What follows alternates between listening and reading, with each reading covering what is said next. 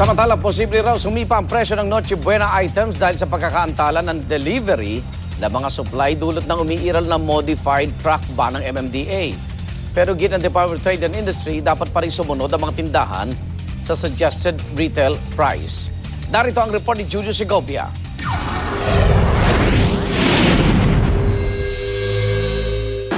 Habang papalapit ang araw ng Pasko, lalong tumataas ang demand sa Noche Buena items. Kaya nangangamba ang grupo ng mga supermarket na baka magkulang ang supply ng mga pagkain karaniwang inihahanda tuwing Pasko dahil sa daytime truck ban na ipinatutupad ng MMDA. Oras na maantala ang delivery. Mapipilitan daw ang mga supermarket na kumuha ng food supply sa ibang wholesaler na mas mataas ang presyo. Kaya ang posibleng resulta, sumipa ang presyo ng Noche Buena items sa mga pamilihan. Prices may go up. I'm not saying prices will go up, but may go up, no? Kapag for example, hindi na deliveran yung orders, no, because of the demand. Dinipensahan ni MMDA Chairman Francis Tolentino ang modified truck ban na magtatagal hanggang December 20. Pakay raw nitong maibsan ang mabigat na daloy ng trapiko sa Metro Manila, lalo na ngayong holiday rush. Sa ngayon, nananatili namang stable ang presyo ng Noche Buena items. Pero iginiit pa rin ng Department of Trade and Industry na kailangan sundin ng mga tindahan ang suggested retail price o SRP.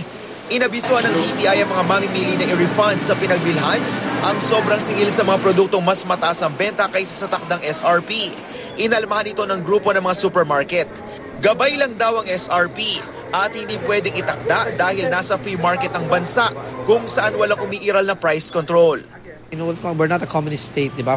Free enterprise. Ang binigay lang na margin for supermarkets to carry, given the SRP from our puhunan, is 3.6% or 4%, which doesn't cover electricity costs. Kinikilala naman daw ng mga may-ari ng mga tindahan ang ipinatutupad na price freeze sa mga pangunahing pangangailangan ngayong nasa state of national calamity ang bansa. Pero ang mga mamimili, didiskarte pa rin para makatipid. Pinipili ko na yung importante.